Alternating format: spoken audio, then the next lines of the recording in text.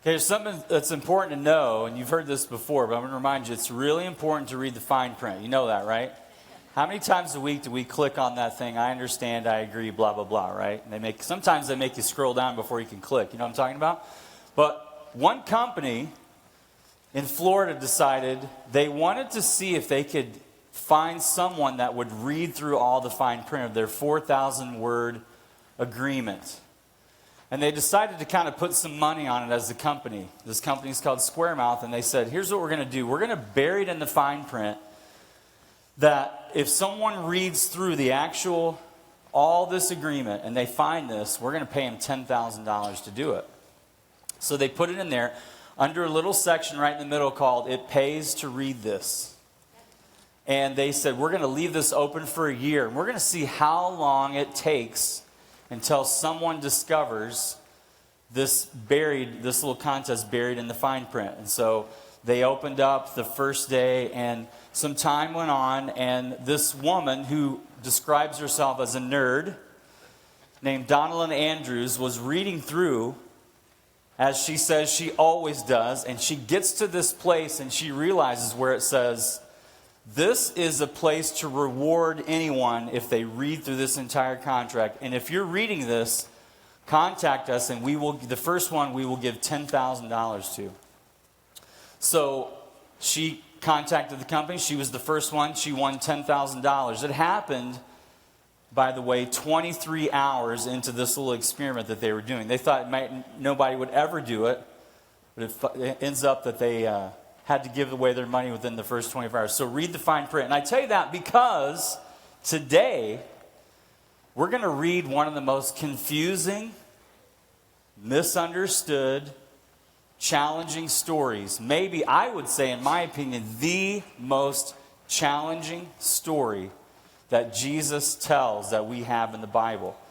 And it was one of those stories where I thought, should I tackle this one? I think I told you either last week or week before that I kind of planned this series and all of our series for last year about a year ago.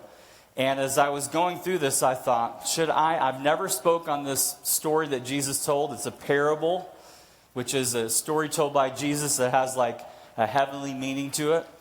And I thought, should I take this one on? Because honestly, there's a lot of different opinions about this story in the Bible. But I'm excited because even though, now normally the way I pick a passage to talk about is from our readings and our growth guides.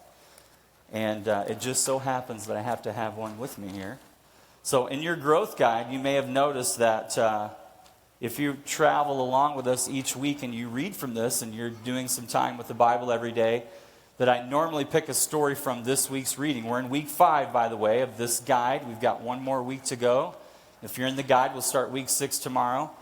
But I chose a story from week 1. Okay, so this is a little bit out of order, but I think it's a really important story. And I just thought, I like the challenge. And so if you happen to be listening to this, or if you're on Daybreak Live and you're a Bible scholar, hopefully I get it right today, all right? So, you ready for this? I'm not sure if you are or not. Are you guys awake today? Are we good? Okay, I know there's no football today, really, but next week there will be. Is anybody excited for the Super Bowl? Are you excited about anything? Okay, good. Spring, I heard that. I'm with you. Okay, well, hello to everyone on Daybreak Live. Can we just thank everyone that's with us on Daybreak Live today for being with us? Thanks for joining us. We're glad you're here too.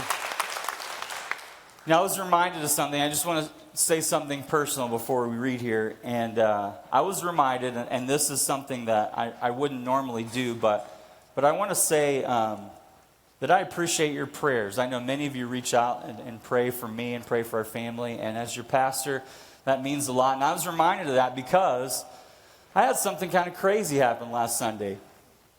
We were at church, and we had lunch with the Rinks afterwards, and then we went home, and there was a little bit of snow on the ground. And so I went out to plow the driveway on Sunday afternoon, and as I was walking out our house into the garage, there's 3 steps down. We have a local carpet thing there. And I tripped on the top step and fell down 3 stairs and landed headfirst into my wife's front bumper. And the sound was so loud that, and normally if I go out in the garage, I'm going to drop something. There's lots of noises, but it was so loud that my wife, she got up and ran and discovered me kind of laying across the threshold of our house trying to crawl back in. And if you know anything about my story, about a year and a half ago, I had a pretty crazy, miraculous thing happen where a 300-pound piece of metal fell on my head, and I survived. And so, first thing is I have a really hard head. But I was reminded how much I appreciate your prayers, and I hope that you continue to pray for me, because as that happened, I thought, oh boy, here we go again. And I thought, boy, I just appreciate knowing that people are praying for me. Luke 16 is what we're going to read today, and Jesus uses this word mammon. And I'm bringing this up because mammon is a unique word. And we're going to do a little quiz here just for fun, okay? This word mammon, not in the English, but in the original Greek in which this was written, it means one of these four things. I'm going to have you take a guess. Does it mean a verb or animal that uses its mammary glands to feed its young? Or is it referring to the one that gave birth to you, that calls you by your middle name when you're in trouble? Or is it an 8 TV episode from 1983 about a shape-shifting man? Or is it an ancient Syrian term that refers to earthly wealth? All right, how many people think it's the first one? Raise your hand. Okay, that's a mammal. It's not that one. How many people think it's the second one, the one that gave birth to you? That's your mama, by the way. 1983 TV series. Anybody guess that one? Does anybody know what that is? Manimal. It was so popular, it lasted for 8 episodes. And it's, how many people think it's the last one? Okay, you're all with me? Good. It's this ancient Syrian term. And the reason I bring that up is because Jesus uses this term 3 times in what we're going to read in the original language. Now, it wasn't originally in English. You may or may not know that. We have it translated from Greek, but it's important for us. We're going to talk about what that word means, and I'll point it out when it comes up here in Luke 16. So Jesus told his disciples, there was a rich man whose manager was accused of wasting his possessions. So he called him in and he asked him, what is this I hear about you? Give an account to your management, because you cannot be my manager any longer. This guy was cheating. And so the manager said to himself, what am I going to do? My master is taking away my job. I'm not strong enough to dig, and I'm ashamed to beg. I know what I'll do. When I lose my job here, people will welcome me into their houses. So he called in each of his master's debtors. These are the people that owe money to his boss, okay? And he asked the first, how much do you owe my master? 900 gallons of olive oil, he replied. The manager told him, take your bill, sit down quickly, and make it 450. Cut it in half. Giving you a deal today. See what he's doing here? Then he asked the second one, how much do you owe? 1,000 bushels of wheat, he replied. So he told him, take your bill and make it 800. The master commended, now listen to this. The master, the boss, the owner, commended the dishonest manager because he had acted shrewdly. For the people of this world are more shrewd in dealing with their own kind than are the people of the light. I tell you, use worldly wealth. There it is right there, mammon. Use worldly wealth. Use mammon to gain friends for yourselves, so that when it is gone, you will be welcomed into eternal dwellings. Whoever can be trusted with very little can also be trusted with very much, and whoever is dishonest with very little will also be dishonest with much. So if you have been trustworthy in handling worldly wealth, there it is again, if you've been trustworthy in handling mammon, who will trust you with true riches? And if you have not been trustworthy with someone else's property, who will give you your property of your own? No one can serve 2 masters. Either you will hate the one and love the other, or you will be devoted to the one and despise the other. You cannot serve both God and money. There it is one more time, mammon. Uses it 3 times. It's only used 4 times in the Bible. The other time is in Matthew 6, and we read that earlier in this series, where Jesus says the same thing. You cannot serve both God and money. Now, Jesus could have used the word money. In fact, that's used 20 times in the New Testament. But he doesn't. He uses this word mammon, and it's important for us to understand what this word means. If Jesus goes out of his way to use a really unique word, not the normal one, but a unique word, we need to try to figure out why that is. So what is mammon? It's this idea that money and material possessions provide for immaterial needs. So Jesus here is saying, there's this idea that you have. It comes from ancient Syria, as we remember. This is kind of an old term. It was this belief system that basically said, if you have enough material possessions, if you have enough money, if your bank account's good and your salary's good and you've got good savings and you've got enough for a comfortable life, then really that's the security that you need. Because mammon, this idea, really provides life. It provides security. It provides wealth. It provides significance. It provides friendships. It might even provide purpose for you. So it's this idea that when my bank account is good, life is good, but when it's down, life is bad, and I have to be worried about life. When my salary is good, life is good. When my salary is down, then I have to worry about it because I don't have the security that I used to have.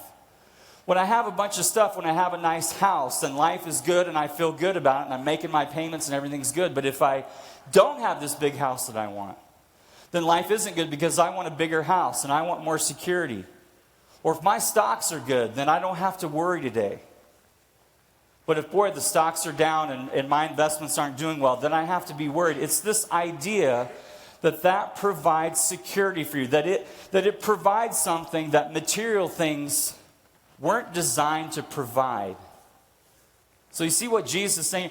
Jesus is attacking a belief system that says all the source of your life and security is found in the things of this world. Now, this is a crazy story, isn't it?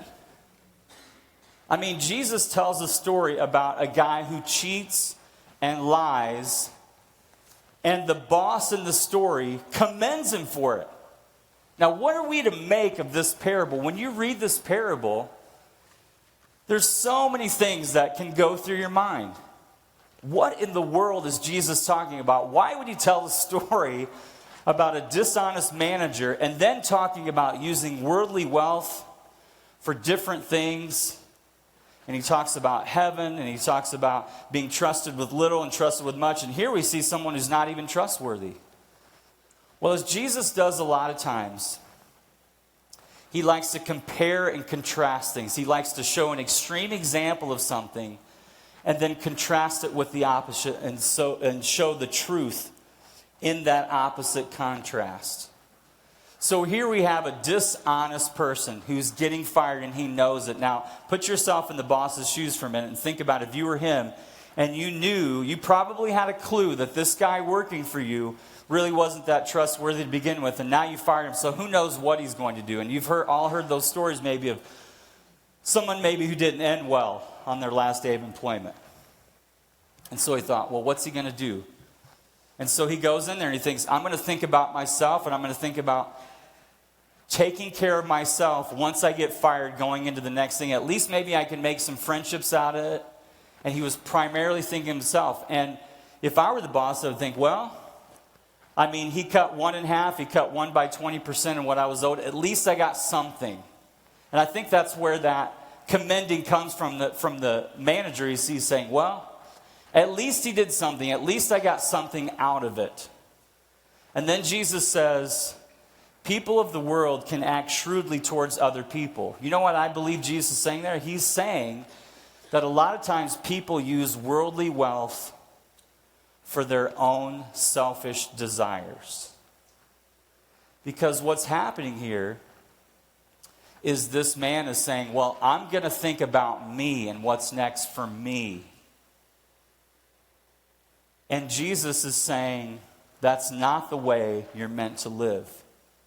You're meant to live with a different mindset. Not the mindset of mammon that says this will provide everything you need, but with a much better idea and understanding. So then Jesus talks about trust. And he says that if you're trusted with little, you can be entrusted with much. Trust comes in all different sizes. And some of you during the last few weeks, if you've been here, if you've been with us on Daybreak Live, you may have said to yourself, Jeff, these are great talks, but I don't really have a lot of worldly wealth, so, when I get that, hopefully I'll remember what you've said or what the Bible has to say. But let me tell you, it doesn't matter where you're at. In fact, we have some students in the room, and we have some children. Students and children, look at me for a second. Let me say this. If you learn this now, if you learn to be entrusted with what you have now, even though it seems little, even though it's dollars, then if you learn this now, trust me, if you get this ordered right in your life, if you understand that if you give God what's first in your life here, you'll be amazed. You'll be amazed at how your life will turn out. I figured it out. If you made $15 an hour for the rest of your life, and right out of high school you got a job and you worked full-time for 40 years, you'd make a little over $1.2 million in your life. So pretty much all of us here, if we're working, have the opportunity to be a millionaire, depending on how you define it. So what are you going to do with what you've been entrusted with? When I first started Never the Same, our nonprofit ministry back in 2009, I met with Joanne Lyons. Some of you know her. She's a internationally known leader. She spoke here on our stage last August. And when I was first starting out, I sat down with her and I said, tell me about building a ministry. And she'd already done this with an organization called World Hope. And she said something to me I'll never forget. She said, Jeff, it's really all the same. If you're trustworthy at the beginning, everything really is the same. You just add more zeros to what you do, speaking of the budget. And I'll never forget that, because what we've seen in the last 13 years is millions of dollars that have come through our ministry that have been used to help students, hundreds of thousands of students across the country. And it's just this idea of trust, that if you have a little, be trustworthy with what you have. Don't think that having more is the solution to your problems, because it's not. Understand that what you have now matters. And Jesus here says money is a test for a greater gain. There's a greater idea, there's a greater purpose.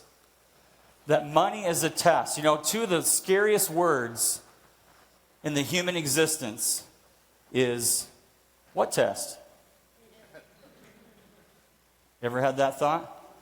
You go into school. Anybody ever had that recurring dream where you forget you have a test? I'm going to just tell you, every once in a while still have that dream. I don't know why, I don't know what that means. But I've had that dream where I show up to school and I forget. If you ever go and you show up and there's there's a test today, and you're like, oh boy. Jesus said there's a great test. We're all being tested here. So now you know. Now you know you're being tested. God's given us everything we have, and money is just a test for something bigger. Because if we can be entrusted with what we have now, there's so many greater things. Jesus here says that there's heavenly things to be thinking about. And I just can't help but think that for us as a church, I laid it out to you a few weeks ago, and I've been reminding you that last week and this week, I've challenged all of us here to trust God in a way maybe that we never have before, and that is to bring a whole tithe. What would it look like as a church if we bring a whole tithe? And let me tell you, what God wants to do with our church, what He wants to do with you and your family and generations way long after you, if Jesus doesn't come back, if your family continues on, if you can pass this test, if you and our church can pass this test, let me tell you, the opportunities are endless to what God wants to do through your life and through our church. If we would trust Him in this area, if we say, just God, I know that you have something bigger, that this isn't about money. So if you've been here week after week and you've heard me and you go, he's talking about money every week. Really, what we're not talking about is money. What we're really talking about is where our hearts are set. And I can tell you, I still, over and over, find myself falling back into the mindset of mammon sometimes and thinking, if I just had money, then I could eliminate this need. Now, money does help. Money is used. But it's not the ultimate solution. God is. So when we think about that, Jesus says at the very end, you can't serve both. That a heart cannot be divided. That your heart can't go both ways. I was reminded of this because Chris Decker, our illustrious children's pastor. Don't you love Chris if you know Chris? If you have a child in Hiptown, don't you love Chris and the team? So during the Christmas Village, we had the Hiptown area open. We had kids in there, and there's a snowball fight with Santa and Mrs. Claus. I don't know if you saw that. But Mr. and Mrs. Claus were just getting pelted in there. And then right next to him, you could write a letter to Santa. And she gave me some of these letters, and these are too much. This one says this: I want a pool and a superpower. And I want it to be to pick things up with my eyes. And I want an elf suit, and have a great Christmas. This little guy says, I'm sorry that I threw snowballs at you.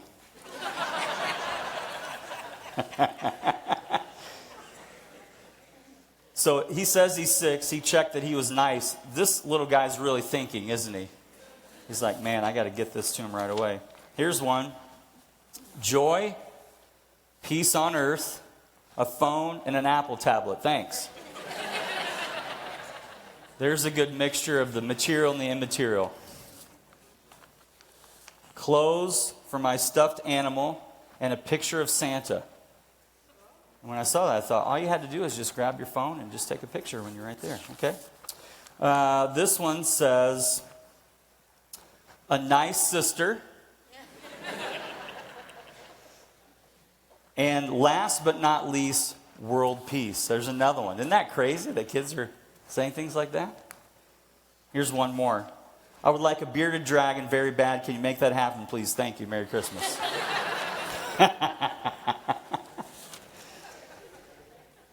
Even little children are thinking bigger than just material things. You know, there's something interesting that happened back in 2004. A friend and myself, we got tickets for a game. And this game was on November 19, 2004. And my wife was due. She was due within 2 weeks of having our third child, Sophia. Many of you know Sophia. And this game was in Detroit. It was the Detroit Pistons versus the Indiana Pacers. And so it was 2 weeks before she was due. And I'm like, hey, no problem. I can drive to Detroit. My wife's like, I don't think so. You're not driving over to Detroit to go to a Pistons game. I'm like, look, you're pregnant. What could go wrong? I'll be fine. And so she was like, you're not going to this game. And so, lo and behold, you wouldn't believe it, but on the day of this game, when I was actually supposed to be there, I stayed home, and she didn't have a baby. So I watched it from home. And some of you maybe don't recognize the date, but you'll recognize the scene. And this is a little intense, but I want you to watch this. It's what's known as the Malice in the Palace. Here we go. The Pacers are playing a very intelligent game tonight. Then Wallace is fouled, and Wallace right at Artest. This has potential to be serious if they don't get between. Now Artest has jumped over the scorer's table and is trying to get down to the bench. Artest is in the stands. Fans and players are going at it, and the players trying to help each other out.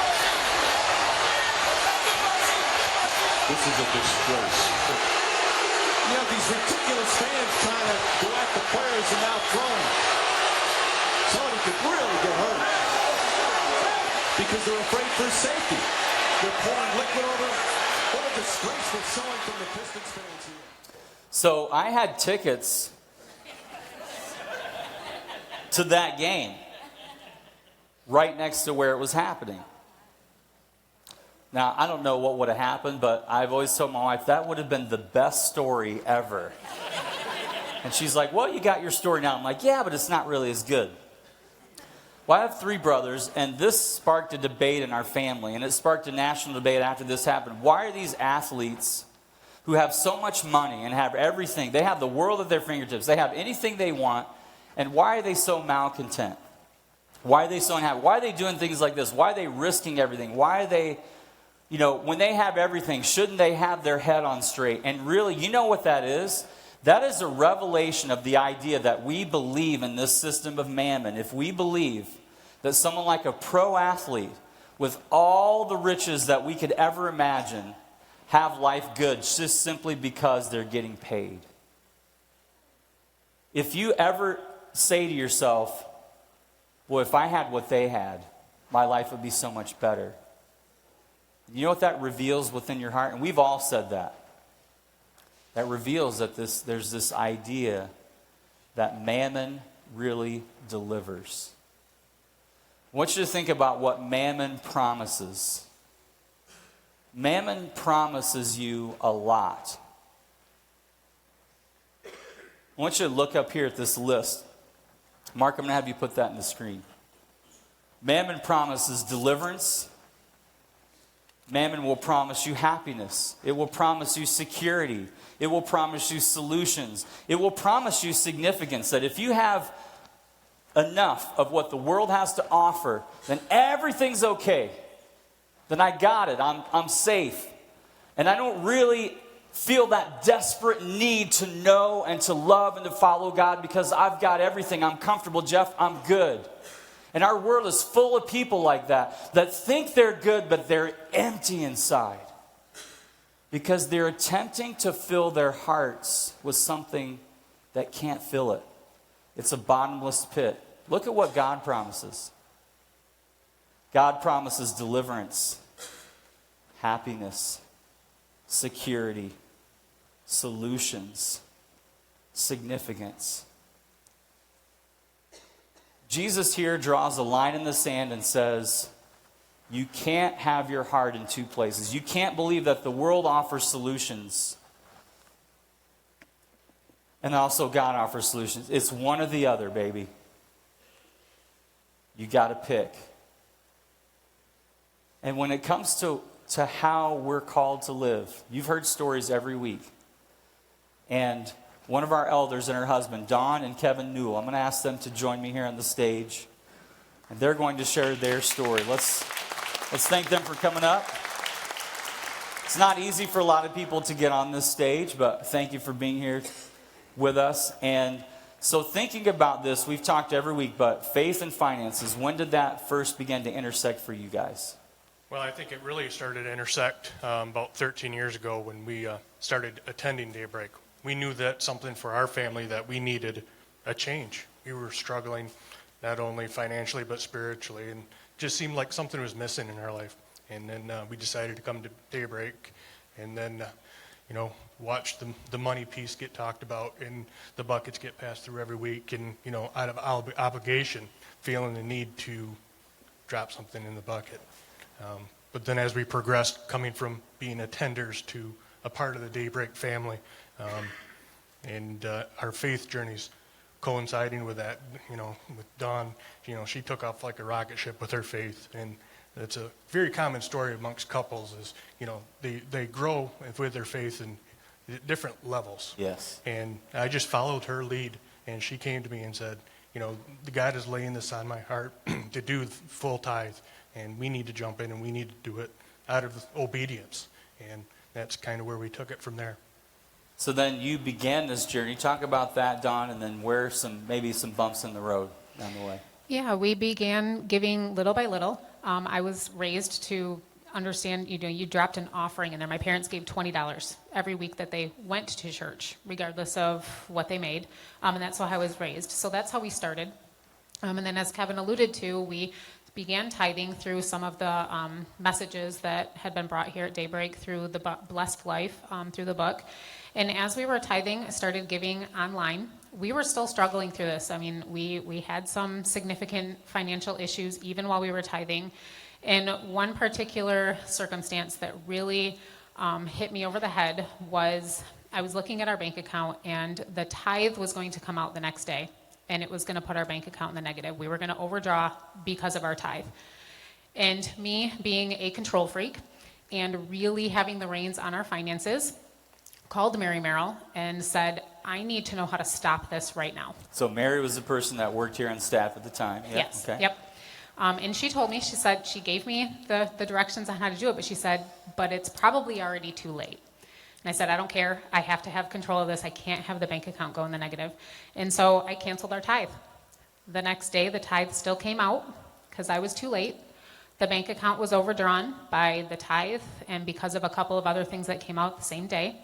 But then 24 hours later, money did go into our account that I had completely forgotten about that covered the tithe, all of the overdraw fees, and more.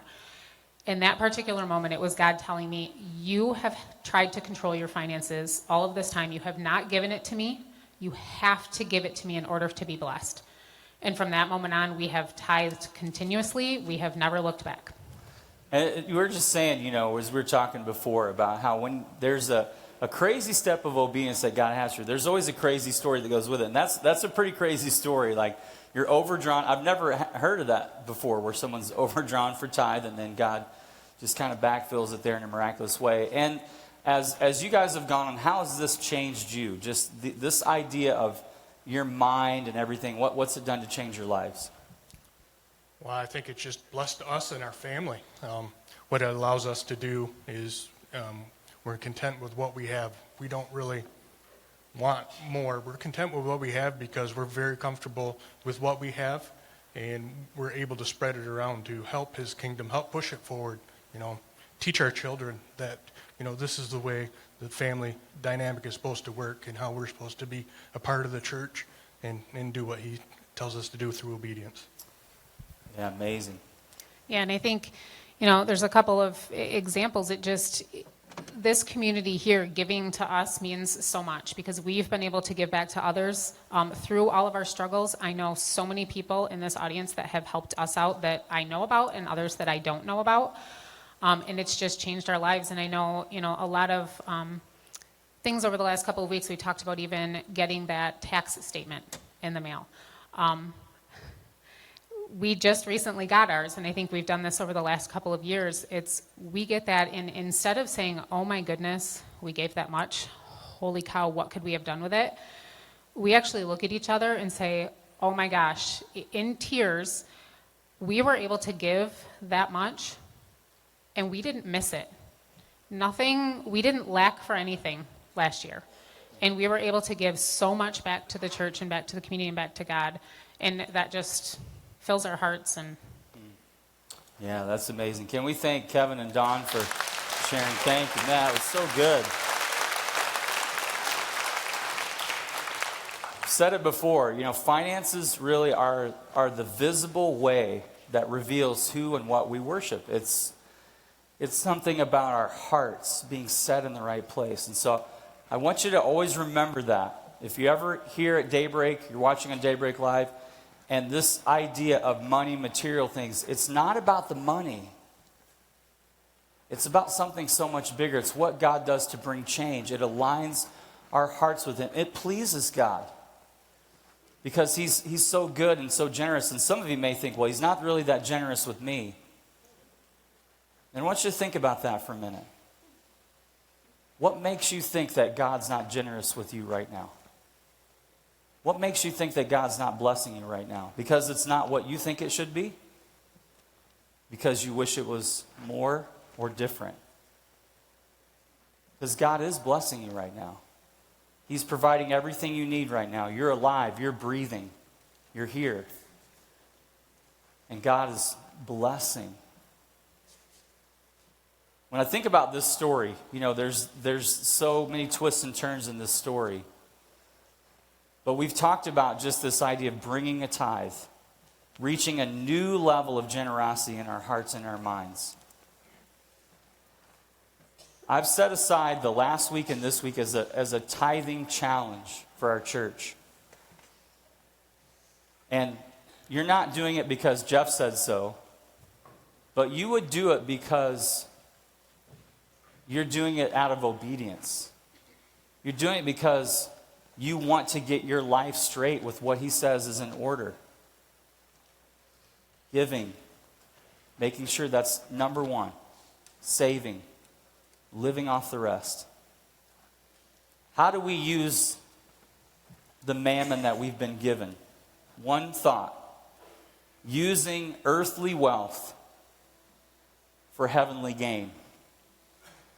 Using our earthly wealth, using our mammon, using this system that is said to bring significance to us, flipping it around just like Jesus would always do, flip it upside down and say, give it away and let it bless someone else.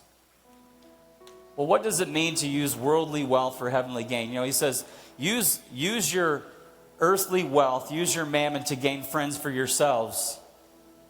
And then he has this tie to heaven. Here's what I think he's saying.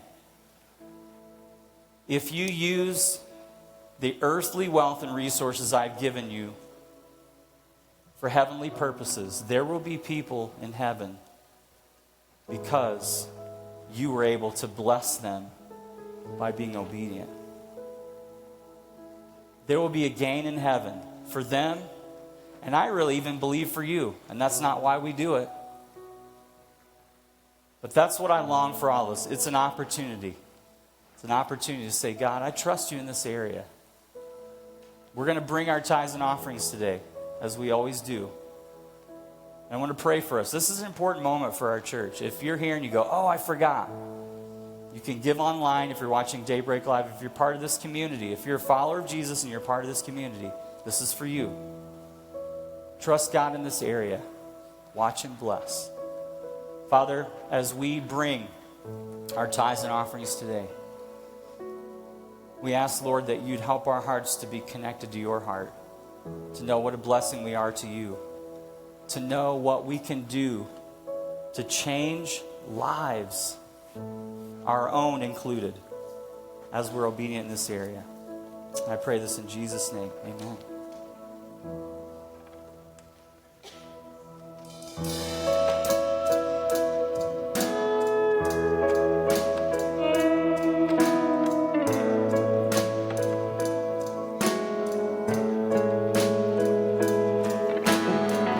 I'm coming with a heart of worship.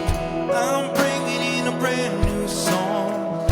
I'm ready to see the unthinkable. I'm ready for a miracle.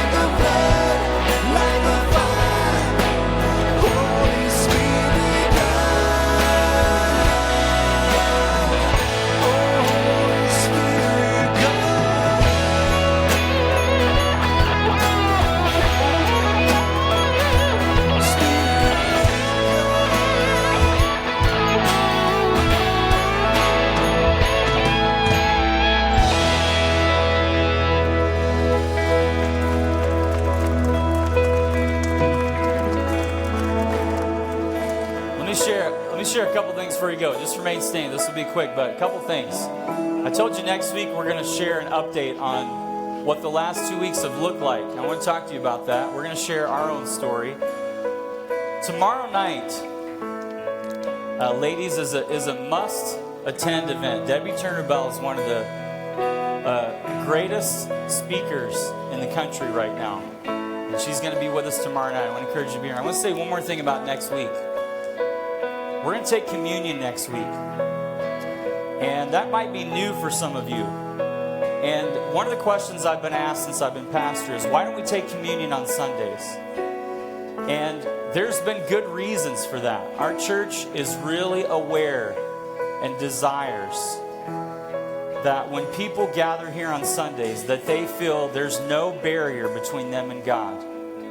And don't you love that about Daybreak? If you're new or you've been here a while, that's what we're about. We want to make sure that everyone's at the table. We want to make sure everyone's welcome. We want to make sure that there's nothing that would stop anyone from having a moment, an experience with God. That's the reason we do some of the music that we do. That's the reason we do everything we do, is because we want that. Next week, we're going to take communion. This is going to become a regular part of Daybreak.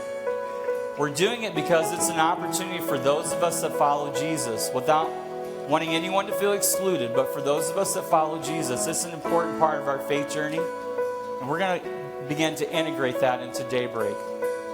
So if you have any questions, you can feel free to reach out to us here at the church, but just a little heads up, there's going to be something a little different next week. All right? Have a great day.